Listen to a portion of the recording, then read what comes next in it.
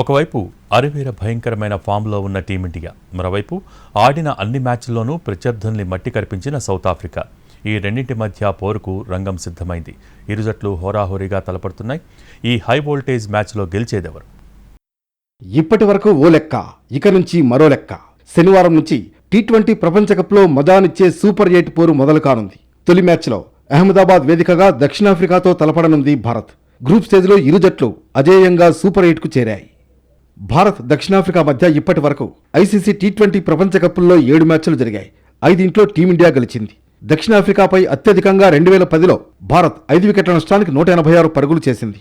అత్యల్పంగా 2007లో safari జట్టును 9 వికెట్ల నష్టానికి 116 పరుగులకే పరిమితం చేసింది. పరుగుల పరంగా సఫారీ జట్టుపై టీమిండియాకు 2007లో విజయం దక్కింది. ఆ మ్యాచ్లో 37 పరుగుల తేడాతో భారత్ గెలిచింది. వికెట్ల పరంగా 2014లో 173 పరుగుల టార్గెట్ను 6 వికెట్లు ఉండగానే ఛేదించింది. 2012లో 1 పరుగు తేడాతో దక్షిణాఫ్రికాను భారత్ ఓడించింది. ఇదే అత్యల్ప తేడాతో గెలిచిన మ్యాచ్ కావడం విశేషం. దక్షిణాఫ్రికాపై ఎక్కువ పరుగులు చేసిన బ్యాటర్ సురేష్ రైనా 4 మ్యాచ్ల్లో 170 పరుగులు చేశాడు. అందులో ఒక సెంచరీ కూడా ఉంది.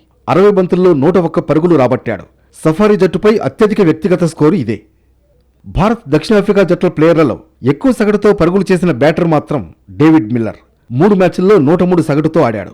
సెంచరీని సురేష్ రైనా మాత్రమే చేయగా Virat Kohli, Faf du Plessis చెరో 2 హాఫ్ సెంచరీలు రాబట్టారు. 6 సిక్సర్లతో అత్యధిక సిక్స్లు కొట్టిన బ్యాటర్గాను రైనా నిలిచాడు.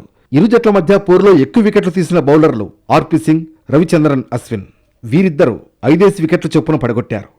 ఎక్కువ మ్యాచ్లకు నాయకత్వం వహించడమే కాదు, ఎక్కువ విజయాలు నమోదు చేసిన సారథి ధోనీయే. దక్షిణాఫ్రికాతో అత్యధిక మ్యాచ్లు ఆడిన ప్లేయర్ మాత్రం రోహిత్ శర్మ. గత టీ20 ప్రపంచ కప్ ఫైనల్లో ఇరు జట్లు తలపడగా టీమిండియా విజయం సాధించింది. దక్షిణాఫ్రికాను ఓడించి రోహిత్ శర్మ నాయకత్వంలో భారత్ టైటిల్ను సొంతం చేసుకుంది.